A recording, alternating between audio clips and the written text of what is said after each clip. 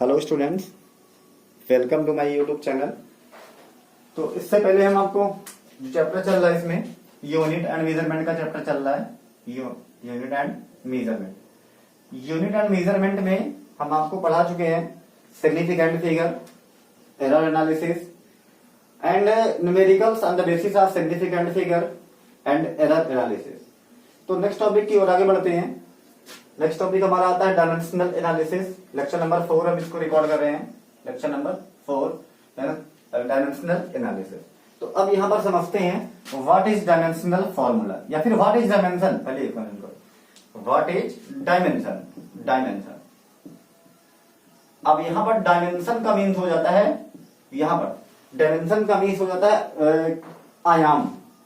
अब आयाम तो शुद्ध हिंदी वर्ड है, आप अनदर लैंग्वेज में समझ सकते हो। डायमेंशन मीन्स होता है डायरेक्शन, आप समझ सकते हो डायरेक्शन। तो कितने डायरेक्शन होते हैं ओवरऑल डायरेक्शन की अगर हम बात करें, north south east west 4 direction पढ़ते हैं। 4 डायरेक्शन को पढ़ते हैं, नॉर्थ साउथ और ईस्ट और वेस्ट। बट एक्चुअली देखा जाए हियर आर 10 डायमेंशन होते हैं, 10 डायरेक्शन होते हैं, 10 डायरेक्शन। और इनके यहां पर और आगे जाएं तो नंबर ऑफ डायरेक्शन की संख्या जो हो जाती है ये हो जाती है इनफाइनाइट हो जाती है डायरेक्शन, जो हमें पढ़ना नहीं है। अब हम यहाँ पर डायमेंशनल फॉर्मूले को कंसीडर समझेंगे। डायमेंशनल फॉर्मूला क्या होता है? तो the power of fundamental quantities, the power of fundamental units on a physical quantity, ये होगा the power of fundamental units of physical quantities is called dimensional formula. Fundamental quantities क्या है? अब देखिए, we know that there are that physical quantities which does not depend on each other, या फिर that physical quantities which does not depend any physical quantities is called fundamental quantities. तो there are 7 fundamental quantities. First है length, second है मास। अब इनका ऐसे time पर हम लिख देते हैं डायमेंशनल फॉर्मूला। तो लेंथ का डायमेंशनल फॉर्मूला होगा कैपिटल एल बड़े ब्रैकेट में, और मास का डायमेंशनल फॉर्मूला लिखेंगे कैपिटल एम। टाइम का डायमेंशनल फॉर्मूला कैपिटल टी। और इसके बाद टेम्परेचर का डायमेंशनल फॉर्मूला लिखेंगे कैपिटल के फॉर केल्विन। यहां पर टेम्परेचर को हम फिजिक्स में एब्सोल्यूट टेम्परेचर केल्विन को कंसीडर करते हैं, और केल्विन होता ही है। और इसके बाद है quantity of substance. Quantity of substance का जो फंडामेंटल जो इनका फॉर्मूला बनेगा डायमेंशनल फॉर्मूला होता है मोल। फिर है ल्यूमिनस इंटेंसिटी, इनका डायमेंशनल फॉर्मूला होता है कैंडेला। फिर है इलेक्ट्रिक करंट का होगा एम्पियर। तो इस तरह से हमारे 7 फंडामेंटल क्वांटिटीज हैं और सातों के डायमेंशनल फॉर्मूले हैं। तो ये हो गया dimensional quantities and their fundamental quantities and their dimensional formula. अब आगे बढ़ते हैं। नेक्स्ट होगा हमारा डेरिवेटिव क्वांटिटीज। डेरिवेटिव क्वांटिटीज क्या होंगे? That physical quantities which are depend by another physical quantities are derivative quantities, that physical quantities which are made by more than 2 times of more than 2 fundamental quantities, जो होगा derivative quantities।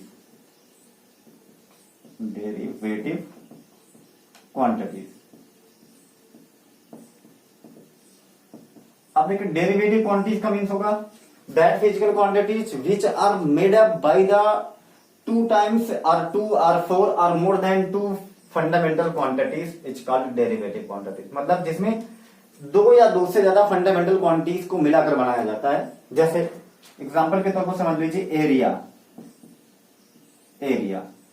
का formula क्या होता है? Length into breadth. अब अगर हम इनका डायमेंशनल फॉर्मूला लिखें, डायमेंशनल फॉर्मूला, तो लेंथ का डायमेंशनल फॉर्मूला क्या होगा? एल होगा। बी ब्रेथ का डायमेंशनल फॉर्मूला क्या होगा? एल होगा, क्योंकि ब्रेथ भी लेंथ ही होती है।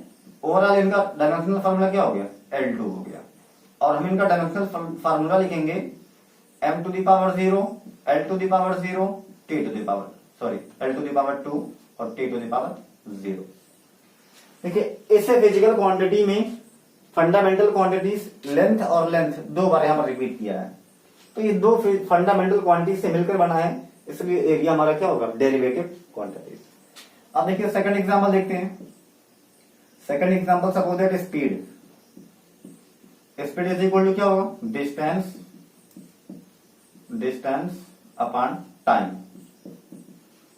अब देखिए डिस्टेंस क्या होता है, लेंथ होता है। अगर हम इनका लिखेंगे डायमेंशनल फॉर्मूला, तो डिस्टेंस का जो डायमेंशनल फॉर्मूला होगा लेंथ ही है, एल हो जाएगा, टाइम का होगा टी।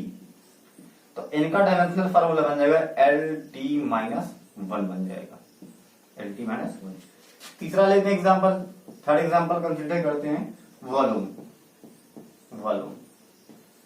वॉल्यूम देखिए, अगर हम जनरली देखें कि वर्ड का तो length into breadth into height ये होगा, और इनका डायमेंशनल फॉर्मूला हो जाएगा एल, ब्रेथ भी एल होगा और हाइट भी एल होगा, तो दैट मीन्स हो जाएगा L3।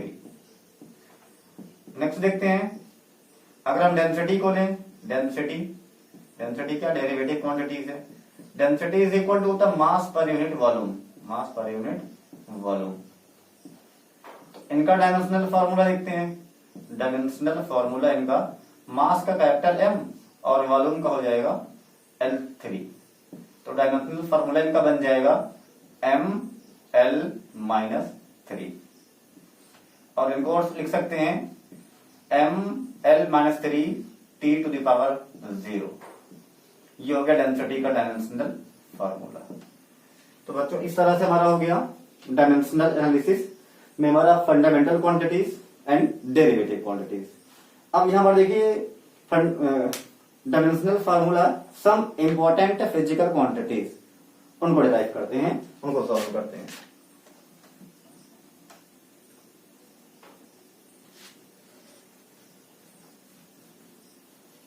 Dimensional formula some important physical quantities, जैसे एग्जांपल के तौर पर लेते हैं, पहला क्वांटिटीज लेते हैं फोर्स या वेलोसिटी हो गया। अब देखते हैं एक्सेलरेशन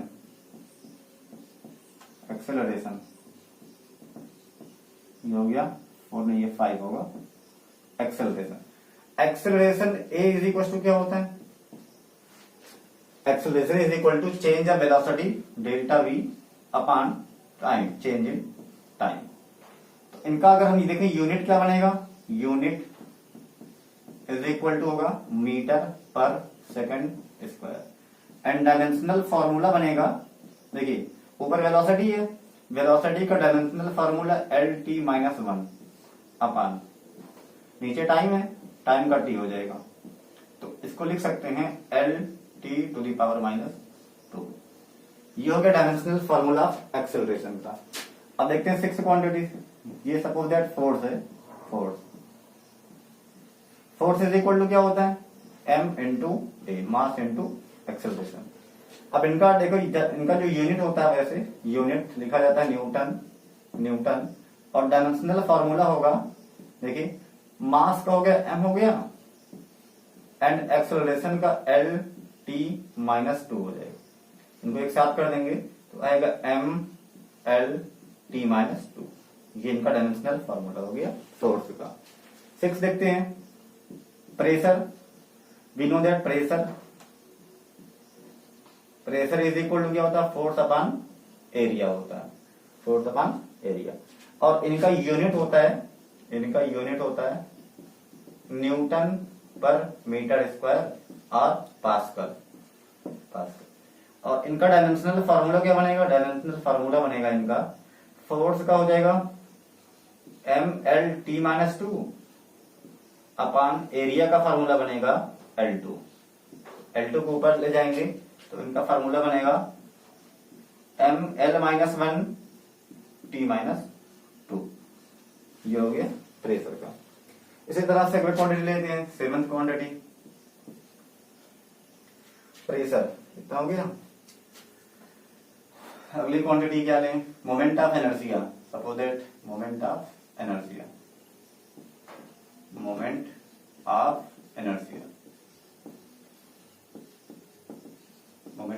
तो moment of inertia I is equal to होता है mr square, where m is the mass and r is the radius,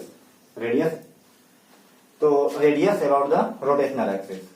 तो इनका देखिए इनका यूनिट होगा आपका, इनका unit is equal to kg और इनका हो जाएगा मीटर स्क्वायर। इनका डायमेंशनल फार्मूला बनेगा मास का m और आर यहाँ रेडियस है, तो रेडियस मीन्स लेंथ है L2, इनका फार्मूला बन जाएगा ML2। फिर देखते हैं radius of gyration, radius of gyration, radius of gyration देखिए, we know that I moment of inertia I is equal to M K square, where K is the radius of gyration, radius of gyration. अब यहां पर हमें radius of जाइरेशन के dimension find करना है, तो यहां पर k इज इक्वल टू हो जाएगा आई अपान एम टू द रूट। तो इनका डायमेंशनल फॉर्मूला देखिए, यहां I का जो डायमेंशनल फॉर्मूला आया है ML2 अपान मास का m हो जाएगा, पूरे का अंडर रूट लगा दीजिए, m कैंसिल हो जाएगा, L स्क्वायर का आएगा L, तो इसका डायमेंशनल फॉर्मूला L हो गया। नाइन्थ देखते हैं, नाइन्थ फिजिकल क्वांटिटी। नाइन्थ को सपोज दैट लेते हैं acceleration due to gravity, acceleration due to gravity, that means small ji.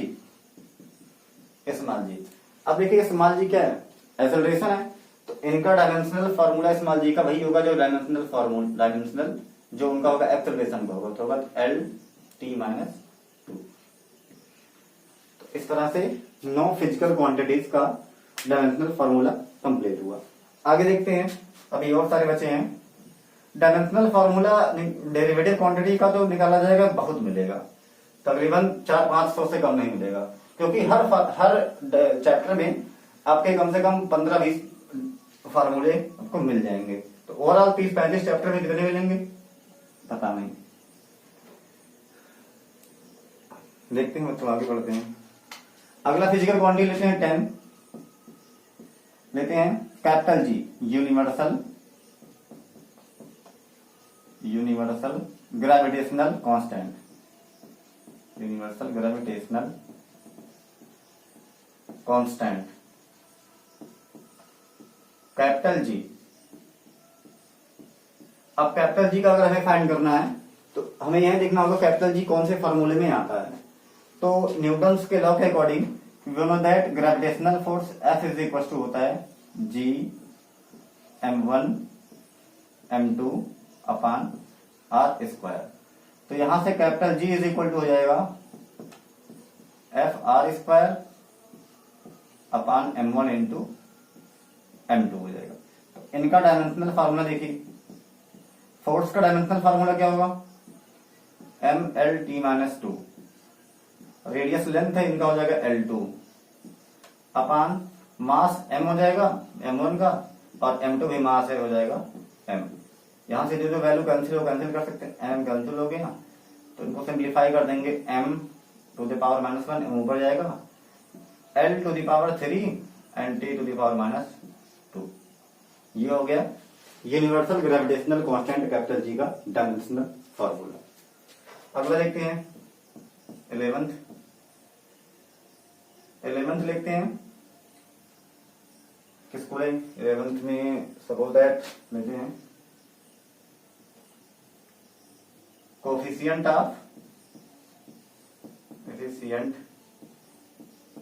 Of heat conductivity,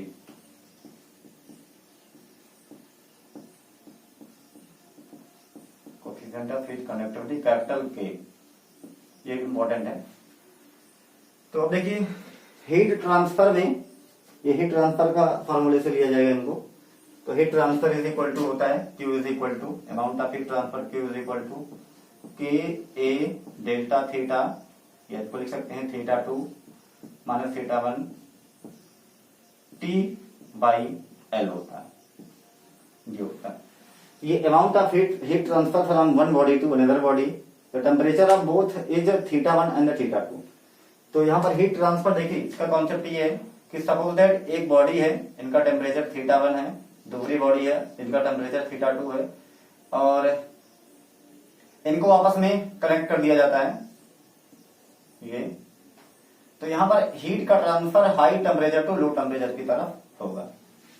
तो या फिर आप इनको ऐसे समझ सकते हैं, एक रॉड है, कोई एक रॉड है जिनकी लेंथ L है, क्रॉस सेक्शन एरिया A है।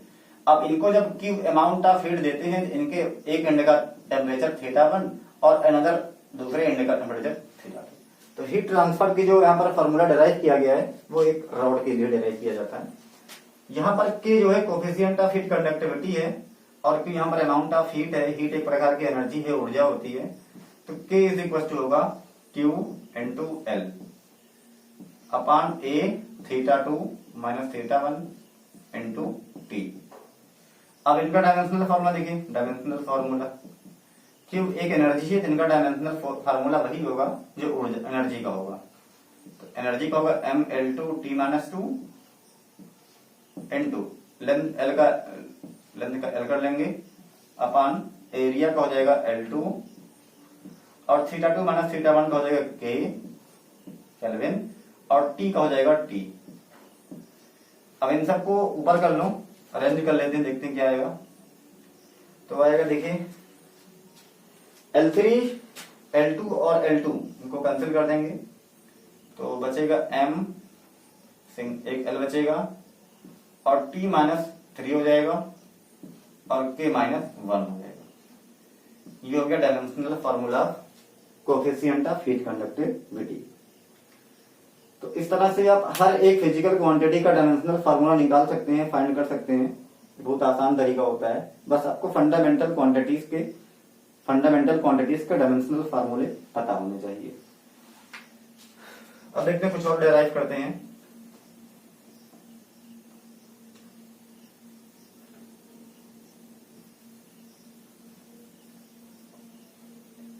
देखते हैं नेक्स्ट है 12 नंबर है, इनको कहते हैं बोल्ट्जमान कांस्टेंट।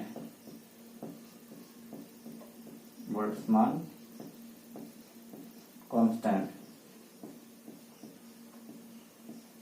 कैपिटल के, इनको ये कैपिटल के से लिखा जाता है, इनको बी लिया जाता है सफिक्स में, बोल्ट्जमान कांस्टेंट। अब देखिए बोल्ट्जमान कांस्टेंट के बी या कैपिटल के, इनको कैपिटल के या के बी से लिखा जाएगा और कैपिटल के। तो अब ये कैपिटल के बोल्ट्जमान कांस्टेंट कौन से फार्मूले में आता है? तो ये है काइनेटिक एनर्जी ऑफ गैसेस में, kinetic energy of gases E is equal to होता है 3/2 kT,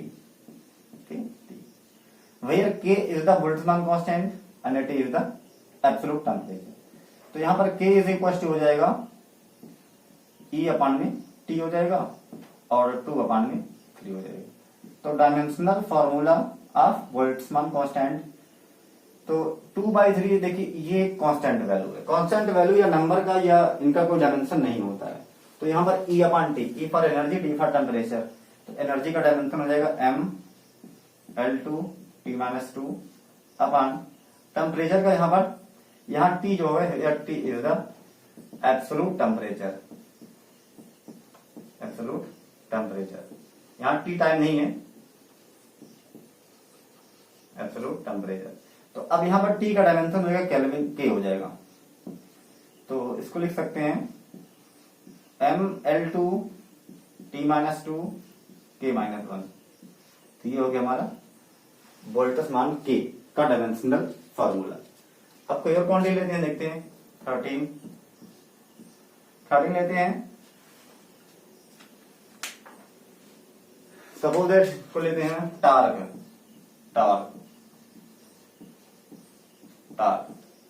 अब देखिए टार्क का डायमेंशनल फार्मूला क्या होगा?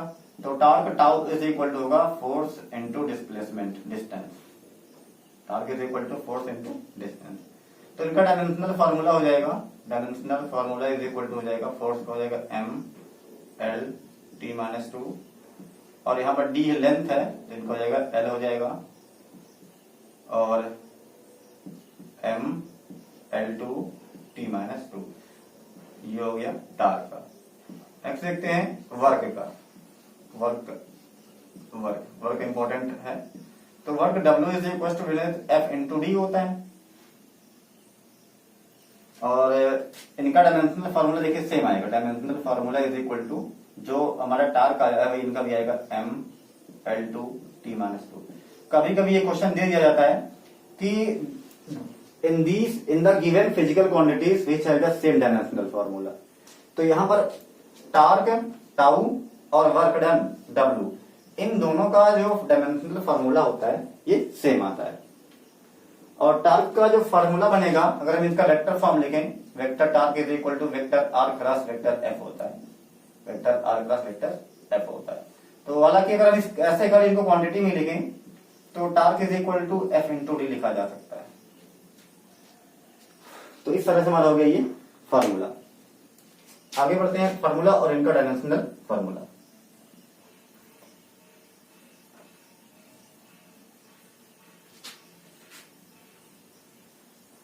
एक और देखते हैं, और कोफिशिएंट ऑफ विस्कोसिटी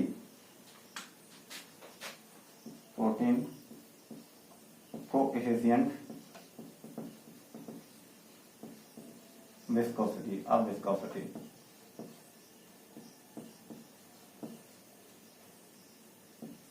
ईटा। अब देखिए इनका डायमेंशनल फॉर्मूला क्या होगा। तो अब यहां पर देखना होगा कि कोफिशिएंट ऑफ विस्कोसिटी ईटा जो है कौन से फॉर्मूले में आ रही है। तो कोफिशिएंट ऑफ विस्कोसिटी, तो एक फॉर्मूला होता है F is equal to 6 pi eta R we.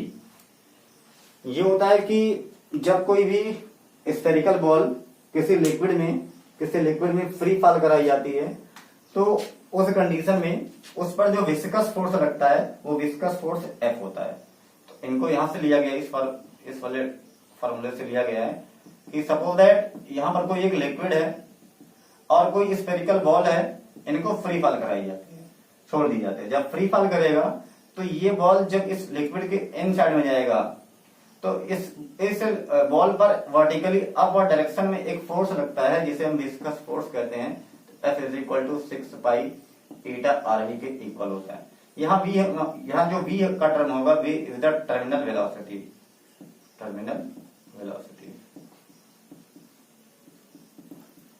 और R इज द रेडियस, और ईटा यहाँ पर होगा कोफिशिएंट ऑफ विस्कोसिटी। तो यहाँ पर हमें ईटा के डायमेंशनल फॉर्मूले को डिराइव करना है। तो ईटा इज इक्वल टू हो जाएगा F अपान में 6 पाई आर वी हो जाएगा। तो अब देखिए ईटा का डायमेंशनल फार्मूला इजीली है। Dimensional formula of eta is equal to F for force, force का डायमेंशनल हो जाएगा M L T minus 2 upon 6 pi. Dimensionless होगा तो कोई डायमेंशन नहीं होगा, आर का एल होगा और वी का होगा एल टी माइनस 1 होगा। तो इनको लिख सकते हैं, एक मिनट, एल एल कैंसिल कर दे पहले, तो आएगा M. Jai Hind friends, welcome to my YouTube channel NEET physics. तो हम स्टार्ट करते हैं आज लेक्चर नंबर 4। अब देखिए लेक्चर नंबर 1, 2 एंड 3 तीन कंप्लीट हो गए हैं। लेक्चर नंबर 3 इसके पहले था, उसमें हमने डायमेंशनल एनालिसिस का फार्मूला डिराइव करना, फार्मूला फाइंड करना बताए थे, फंडामेंटल क्वांटिटीज का एंड डेरिवेटिव क्वांटिटीज का। अब हमारा अगला टॉपिक होगा applications of dimensional analysis.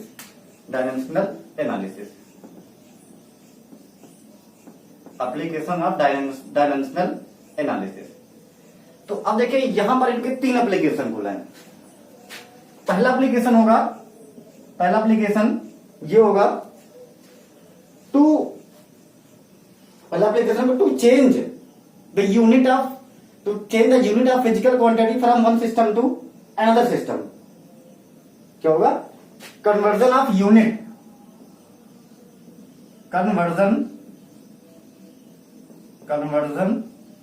Unit, या टू चेंज कर सकते हो unit from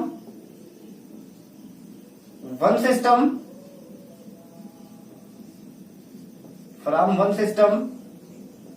to another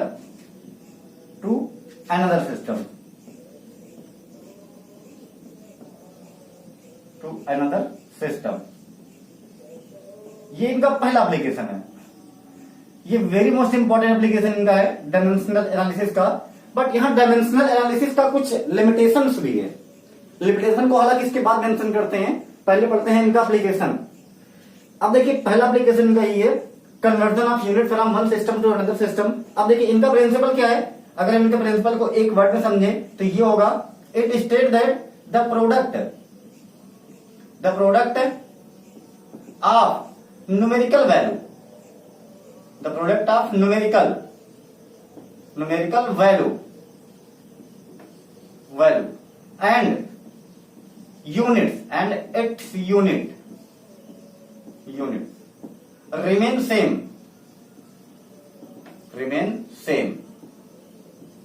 in any system,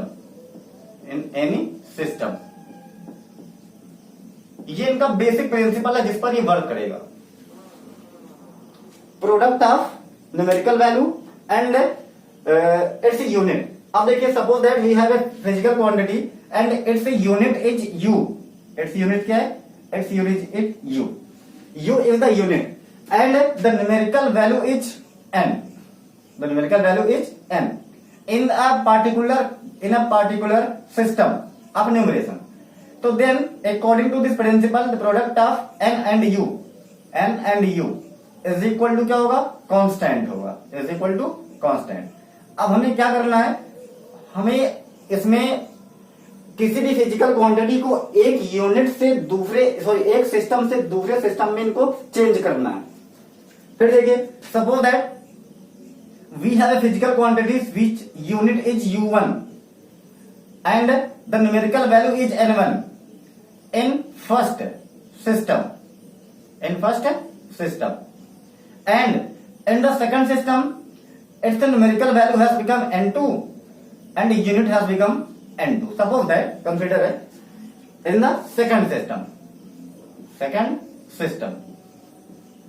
अब देखिए जब हम इस प्रिंसिपल को अप्लाई करेंगे यहां पर तो यही n और u का प्रोडक्ट क्या है? कांस्टेंट है, तो हम इनको लिख सकते हैं that means n1 u1 is equal to n2 u2। ये कांस्टेंट होगा, बराबर होगा दोनों सिस्टम में। अब हमारा यहां पर u जो है एक यहां पर यूनिट है किसी फिजिकल क्वांटिटी की एक सिस्टम में। तो अब अगर हम इनका डायमेंशन फार्मूला लिखते हैं, सपोज दैट u1 का जो डायमेंशन सपोज करते हैं m1 to the power a, l1 to the power b and t1 to the power c and इनका न्यूमेरिकल वैल्यू n1 है is equal to numerical value n2 second system में, और इनका dimensional formula m2 to the power a, l2 to the power b and t2 to the power c होगा। ये होगा बच्चों। यहां पर हमें n2 को इवेलुएट करना है, implies that n2 is equal to n1 n2 m1 to the power a, l1 to the power b and t1 to the power c upon m2 to the power a, l2 to the power b and t2 to the power c। We can write this expression as n2 is equal to n1 m1 by m2 to the whole power a and l1 upon l2 to the whole power b and t1 upon t2 to the whole power c। ये हमारा इनका final expression है application का। इसी final expression से हम इनके सारे न्यूमेरिकल को सॉल्व करेंगे। तो ये हमारा हो गया एप्लीकेशन ऑफ डायमेंशनल एनालिसिस का पहला एप्लीकेशन। अब इसी तरह से हमारा सेकंड एप्लीकेशन होगा, और हाँ इनका यूज देखिए कैसे क्या है। Suppose that we have a physical quantity g, gravitational acceleration g is equal to 9.8 metre per second square. अब इनको हमें चेंज करना है, ये तो मीटर पर सेकंड स्क्वायर में है, इनको चेंज करना है किलोमीटर पर मिनट स्क्वायर में। तो हम इसी प्रिंसिपल का फार्मूले का यूज करके इनको चेंज कर सकते हैं, कन्वर्ट कर सकते हैं। तो ऐसे कोई भी सपोज दैट एनर्जी की बात करें, एनर्जी, तो एनर्जी का जो एमकेएस सिस्टम में यूनिट होता है वो जूल होता है, ये एमकेएस में होता है। अगर हमें एनर्जी के इसी जूल को एमकेएस से सीजीएस में चेंज करना हो, सीजीएस में, तो जूल को चेंज करने के लिए हमें इसी प्रिंसिपल का यूज करना पड़ेगा। अब देखते हैं इनका होगा second application.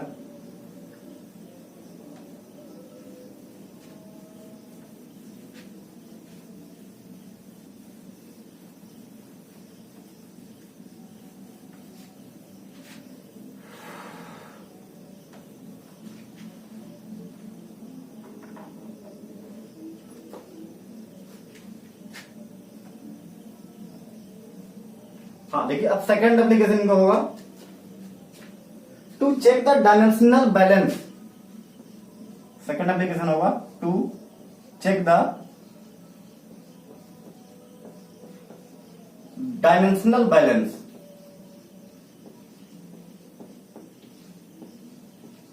Dimensional balance of a physical equation। ये इनका वेरी मोस्ट इंपॉर्टेंट एप्लीकेशन है। तो suppose that we have a physical, we have equation, we know that v is equal to root of 2gh। ये Newton का third equation से इनको लिखा गया है। आप जानते हैं अगर इनिशियल वेलोसिटी 0 होगी तो फाइनल वेलोसिटी हमारा यही होगा इन फ्री फॉल। तो यहां पर हमें इसको डिटेक्ट करना है कि ये एक्सप्रेशन, ये इक्वेशन सही है या गलत है on the basis of dimensional analysis. फिर देखिए इनको चेक करते हैं। तो write the dimensional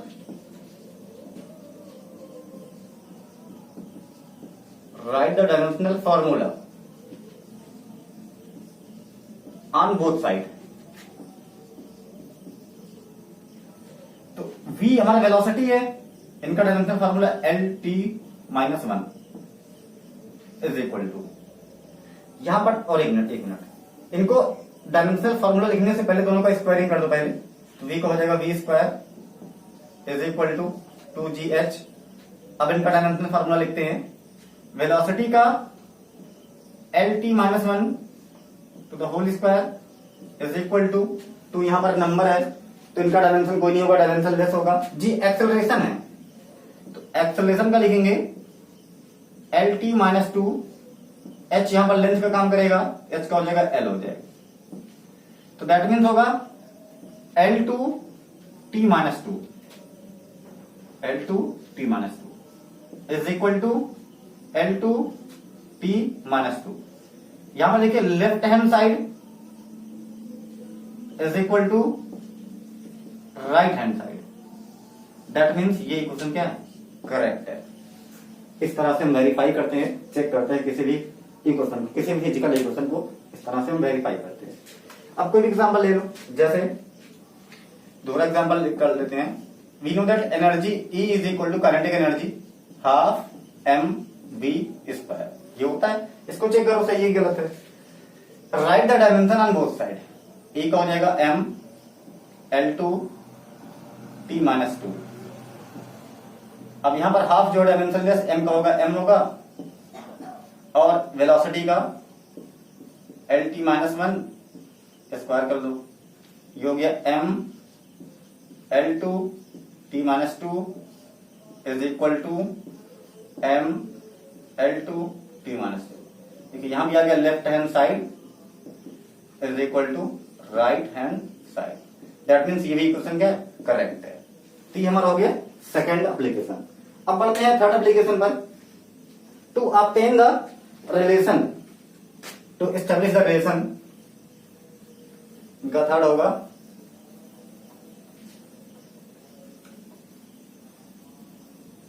third application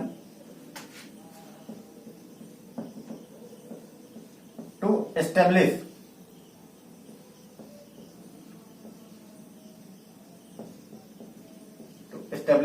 the relation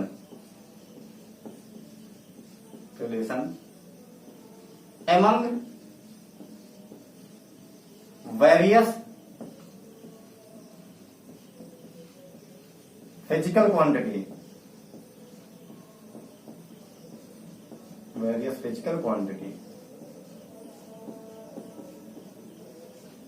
इनका एक एप्लीकेशन ये भी है। ये वेरी इंपॉर्टेंट है। सारे फार्मूले लगभग इसी से डराइव किए जाते हैं फिजिक्स में, ज्यादातर इनसे डराइव कर सकते हैं। तो देखते हैं इनका स्टेटमेंट क्या है। तो इसमें ये होगा, हम इनका कोई एग्जांपल लेते हैं, फिर आप समझ जाएंगे। देखिए, in the determination of acceleration due to gravity in an experiment. अब देखो स्मॉल जी की वैल्यू को जब इवेल्युएट किया जाता है, स्मॉल जी की वैल्यू को एक्सपेरिमेंट से इवेल्युएट करते हैं। एक्सपेरिमेंट में हम करते हैं, एक यूज करते हैं सिंपल पेंडुलम का। सिंपल पेंडुलम का। अब सिंपल पेंडुलम की जो यहां पर स्ट्रिंग है, स्ट्रिंग की लेंथ L होती है यहां से यहां तक का। ये एक हमारा बॉब होता है, स्फेरिकल बॉब होता है। इनका रेडियस R लिखते हैं और इनका वेट जो जाएगा mg, वर्टिकली डाउनवर्ड अप्लाइड होगा। अब इनको यहां से डिस्प्लेस करके इनको रिलीज कर दिया जाता है, जिससे ये मिड पॉइंट के दोनों तरफ में इस तरह से सिंपल हार्मोनिक मोशन करने लगता है। तो इस एक्सपेरिमेंट के द्वारा हम स्मॉल जी की वैल्यू को इवेल्युएट करते हैं। अब स्मॉल जी की वैल्यू के इवेल्युएशन में देखिए कुछ रिलेशन आई है। कुछ रिलेशन यह है, the time period T depend करता है directly proportional to the length of the string L to the power A। And second यहां पर रिलेशन आता है, टी डिपेंड करता है, T directly proportional to acceleration due to gravity small G to the power B। ये पहला equation है ना, ये दूसरा एक्सप्रेशन है। तो टाइम पीरियड यहां पर दो फैक्टर पर डिपेंड करता है, एक लेंथ हो गई, इफेक्टिव लेंथ बोलेंगे इनका, एक एक्सेलरेशन ड्यू टू ग्रेविटी। तो इन दो फैक्टर पर डिपेंड करती है। तो अब हमें यहां से रिलेशन बनाना है कि टाइम पीरियड का फॉर्मूला क्या बनेगा।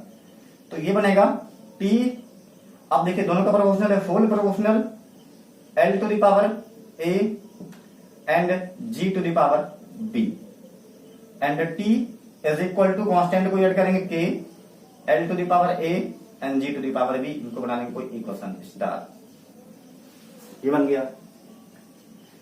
अब देखिए यहां पर हमें क्या करना, इसी का फार्मूला डिराइव करना था टाइम पीरियड का आफ्टर सिंपल पेंडुलम। तो टाइम पीरियड L और G पर डिपेंड करता है। अब L to the power A and G to the power B power unknown है, इसी पावर A और B को हमें इवेलुएट करना होता है बाय द डायमेंशनल एनालिसिस। अब आगे बढ़ते हैं, right the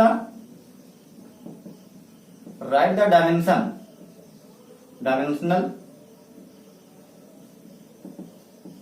formula, right the dimensional formula on both side. दोनों तरफ का डायमेंशनल फॉर्मूला लिखते हैं। तो टी यहां पर टाइम पीरियड है, टाइम पीरियड का डायमेंशनल फॉर्मूला टी आएगा ही, टी हो गया इज इक्वल टू कि यहां कांस्टेंट लगेगा, कोई डायमेंशनल फॉर्मूला नहीं बनेगा। एल लेंथ है, एल का हो जाएगा L to the power A, L का हो जाएगा L to the power A and G acceleration due to gravity है, इनका डायमेंशनल फॉर्मूला बनेगा L T minus 2 to the power B। Arrange कर लेते हैं तो आएगा, इनको लिख सकते हैं यहां पर M to the power 0, L to the power 0, T to the power 1, इनका डायमेंशनल होगा इंप्लाइड दैट। इनको अरेंज कर लेंगे, देखिए M टू द पावर 0 यहां भी आएगा, L to the power A and L to the power B, L to the power A plus B आ गया and T to the power minus 2 भी आएगा, ये हो गया। अब यहां पर क्या करेंगे, इस एक्सप्रेशन में हम M L T के पावर को क्या करेंगे, कंपैरिजन कर देंगे by comparison of power of M L and T। तो यहां पर देखिए M to the power 0, M to the power 0 कोई फर्क नहीं, यहां पर L टू द पावर 0 और L to the power A plus B। तो यहां से आएगा A plus B is equal to 0, इनको मानेंगे इक्वेशन नंबर 3 मान लो, हालांकि फर्स्ट मानेंगे, इनको इक्वेशन नहीं माना गया था तो डिपेंड वाली वैल्यू थी। अब देखिए दूसरा T to the power minus 2B है, यहाँ T टू द पावर 1 है, तो यहां पर कंपैरिजन करेंगे minus 2B is equal to 1, इनको सेकंड मान लो। तो यहां से इनको सॉल्व करेंगे, B इज इक्वल टू आएगा माइनस 1/2 और B की वैल्यू इसमें रख दो तो A इज इक्वल टू आएगा प्लस 1/2। अब putting the value of A and B in equation star we get time period T is equal to K, L to the power A की value है 1/2 and G to the power B है, B की value minus 1/2। हम इसको लिख सकते हैं, we can write it T is equal to K root of L upon G को लिख सकते हैं अपॉन रूट ऑफ G लिख सकते हैं। तो इनका फॉर्मूला बनेगा K root of L by G। We can write it T is equal to, here constant K की वैल्यू होगी 2 pi root of L by G।